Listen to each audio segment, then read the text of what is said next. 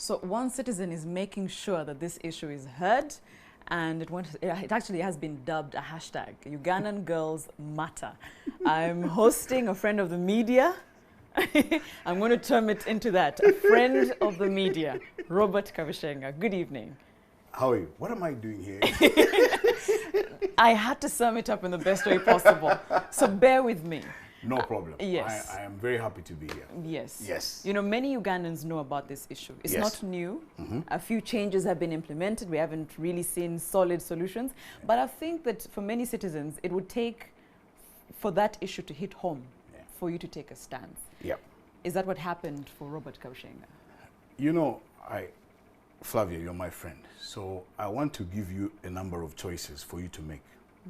The first choice, for you to earn a living, for you to sleep with 20 men in one night. Can you manage that? Or to cut it down, we bring it down to 6. Maybe that's, and there's no guarantee that you'll receive your wages. 3, for you to go and work as a domestic worker in somebody's home, and the rules are that you walk around the house naked. You're not dressed. Or 4, you work for 18 hours a day, and you have one meal at 3 a.m. in the morning. So you make your choice in the range of things that Ugandan girls Which is your suffer. poison? You decide. That's the choice that our girls have when they go abroad. So I was asked by a group of women. They run an NGO called Rahab Uganda. So they want us to walk from Kampala to Entebbe to bring attention to this issue of trafficking of Ugandan girls. But the trafficking doesn't just end at them being trafficked abroad. By the way, the trafficking is a very organized network of people, and they're very vicious. Because we have a chain here. There's recruitment companies that And recruit you for all sorts of jobs. You're looking at the companies, but they're even individuals. Very shadowy, very quiet. They go to these villages. Even in town here, they convince university girls, high school girls, that life will be good abroad. You come with us. Or they go to villages, they collect girls. They say, we're going to take you to town. You'll get a good job. And then they deliver them to the devil himself. Well, I wouldn't want us to do it, but let's point fingers.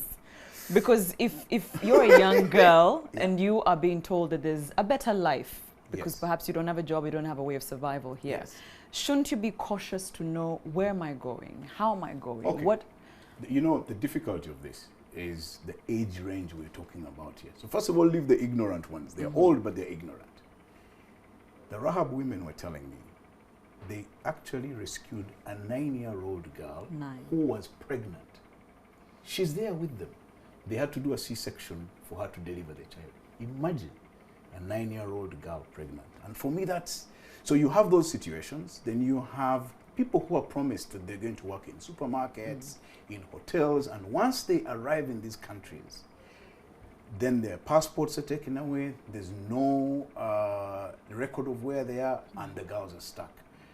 So the Rahab people are being called. We know we have relatives in this place. These girls, by the way, have been taken as far as Singapore and Thailand, and they're being trafficked there. But we also have our own local trafficking. There are people who are employing 13-year-old kids to look after, to work in their houses. Yes. When these kids are watching TV, they are beaten. So it's a really touchy issue, and I think, yes, we like to be outraged by things that happen in other countries.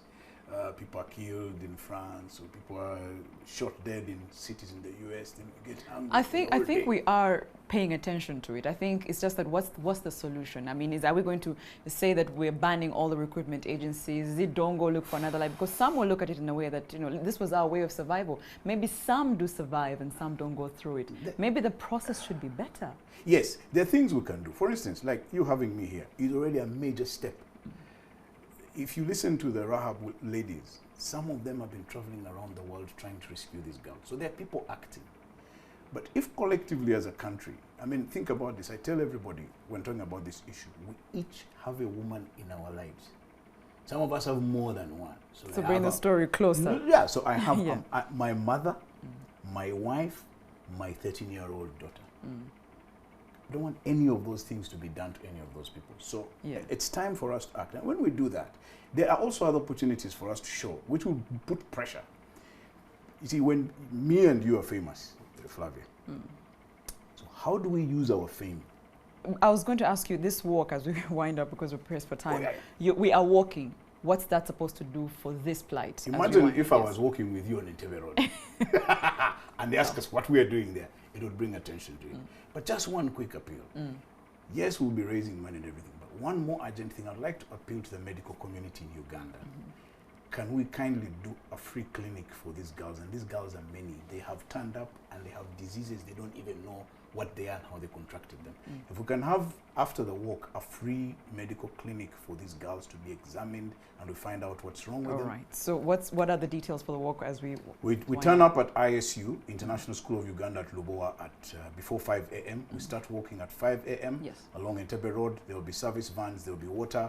Those who can't walk all the way can be picked up and delivered to the low areas. Right. Those of us who will be willing to walk will walk all the way to phase 3. Are we paying anything? Yes. 20,000 for students, 50,000 for individuals, $1 million shillings for corporates that want to sponsor people. Fantastic. Thank you, Robert. The hashtag is Ugandan Girls Matter in case you need more information on that. We'll now take a short break.